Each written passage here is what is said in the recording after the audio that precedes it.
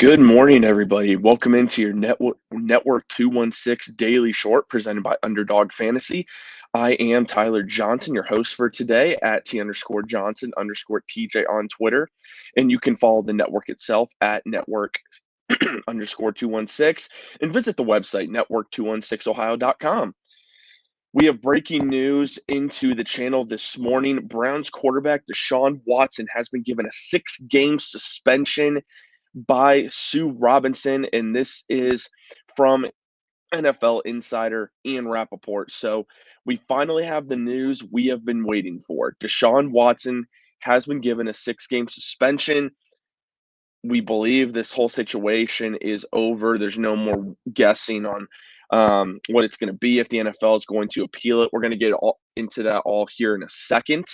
But again, you can follow network underscore 216 on Twitter all day long. We will have Watson Watch coverage for you on the network. So be sure to tune in for that. And tonight, Down with the Browns makes their debut here on the Network 216 Twitch channel. That'll be at 7 o'clock, followed by a special edition of the Faithful Dogs podcast shortly after 8 o'clock tonight. So we're going to have all the latest coverage for you on Deshaun Watson. You're going to want to make sure you're following and subscribe to the channel, which you can do for free with Amazon Prime.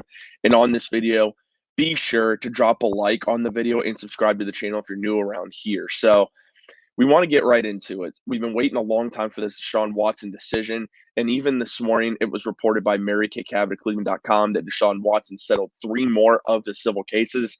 And now there's only one case left that has to be decided. When that'll be decided in due time. But Deshaun Watson, this is all about past him at this point. There's going to be a lot of people that are upset with the length of the suspension. Either they think it's too long or it's too short. But the question is, will either side appeal? Will the NFL appeal? Will Deshaun Watson appeal? And we know Deshaun Watson, the NFLPA, will not appeal this decision. They released a statement last night saying that they will not appeal the decision. And when that was released last night, it seemed to be heading that this was going to be a suspension that Deshaun Watson and the NFLPA was going to be happy with. And in the end, I think it is. I think 6 games is pretty reasonable given the situation. The NFL wanted a definite suspension, and it was talk that they wanted 12 games and an $8 million fine. And Deshaun Watson's team wasn't going to take anything less than, I believe, an 8-game suspension at the time when they were in settlement talks. Right now, I don't see, like I said, I don't see the NFLPA won't appeal the decision. We wait on the NFL. Roger Goodell can appeal this suspension. I don't think they will. There's just too much backlash that comes from doing something like this.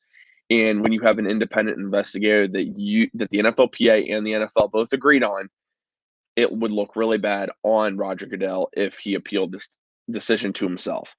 And then it just becomes a mess that could eventually be taken to federal court, which the NFL doesn't want. Because if this gets taken further, it's going to look really bad on the NFL. Everything that the NFL is allowed can get brought up, and then it would just be a mess. So I think the NFL wants this out of the way, wants this to be done. I think Deshaun Watson and his camp want it done, as they're not going to appeal it.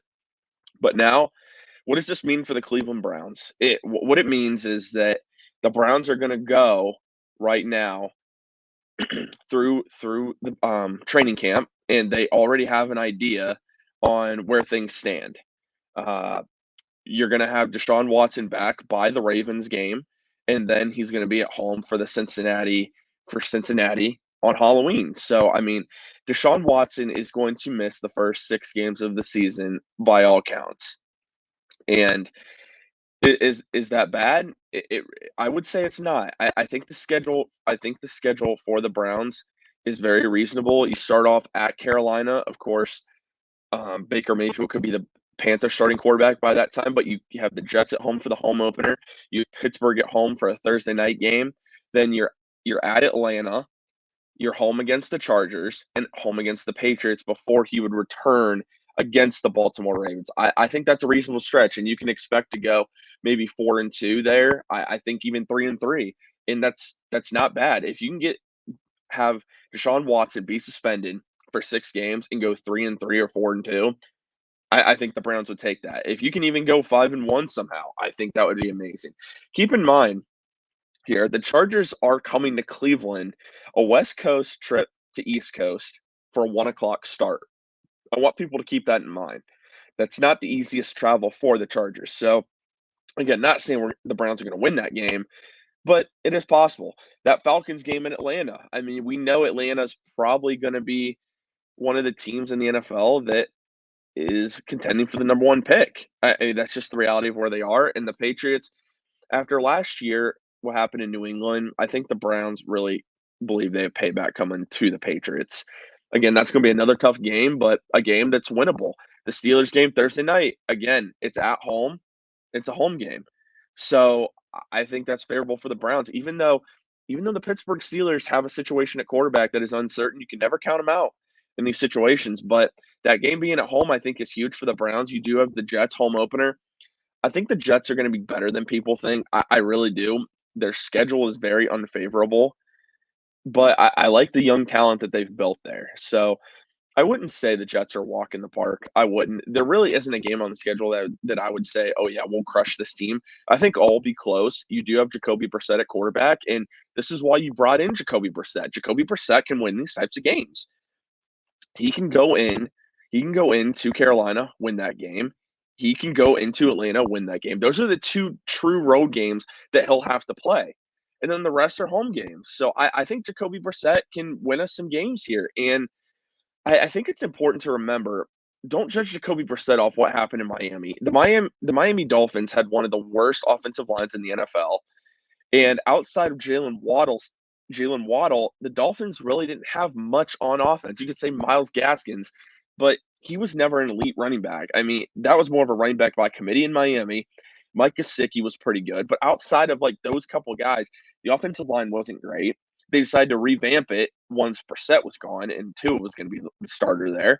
So I wouldn't judge Jacoby Brissett based off last year. I wouldn't. I think in Indianapolis, it's a little bit more of a better picture about what he can do. And I would even say there, he's not a guy that you want starting a bunch of games, but he's a reasonable starter. I mean, in 2019, 2,900 yards, 18 touchdowns, 6 interceptions, 88 quarterback rating. That's very reasonable. And there's no reason to think that like he can't do that. I mean, it just has to be for a short period of time. 2017 with the Colts, almost 3,100 yards passing, 13 touchdowns, 7 interceptions. He's not going to light the world on fire, but all you have Nick Chubb, you have Kareem Hunt, you have Amari Cooper, you have David Njoku, you have one of the best offensive lines in the league. All you need is Jacoby Brissett to keep you afloat, and that's exactly what he can do for this team. I think Jacoby Brissett is going to be huge. I really do, and I think he's going to be a lot better for the Browns than people think. I just don't think we need to jump ship and go get Jimmy Garoppolo. I don't think we need to bring anybody else in. You right now you have Jacoby Brissett, you have Josh Dobbs, and you have Josh Rosen. And Rosen's not great by any means, but what I'm saying is you have three quarterbacks there. If you need to go in and bring someone else, you can. But I don't think this is a trade for Jimmy Garoppolo type of situation that some analysts are making it out to be. I just don't see the Browns doing that. I don't see how it makes sense for them to do that, given his contract. Now, if he gets released by the 49ers and is willing to come in on a really cheap deal, sure. But then at that point, why did you bring in Jacoby Brissett? Because you brought in Jacoby Brissett to start these games, depending on how much time Deshaun Watson was going to miss. So, like I said, we're going to have coverage for you all day at Network 216, and that's going to be at Network_216 on Twitter. All our social media platforms, Network 216. So, we're going to have all coverage for you all day today. But what we want you to do, we want you to drop your comments on the video. Let us know if you think the suspension is fair. Let us know if you think the NFL is going to appeal, and just give us your overall thoughts on this situation. We really appreciate everyone's opinion on this because, again, everyone's not going to be pleased by this decision, but it has been ruled. Deshaun, again, if you're just now tuning into the video, Deshaun Watson given a 6-game suspension by independent investigator Judge Sue Robinson, and he is not going to appeal. We await if the NFL will appeal. Like I said, I doubt they will appeal, but again, stay tuned to Network 216 for all your daily coverage today. Drop a like on the video. Subscribe if you're new around here. This has been Tyler Johnson at T_Johnson_TJ. Tune in tonight at 7 o'clock for Down with the Browns, and then a special edition of the Faithful Dogs podcast covering all things Deshaun Watson, shortly after 8 o'clock, live on the Network 216 Twitch channel.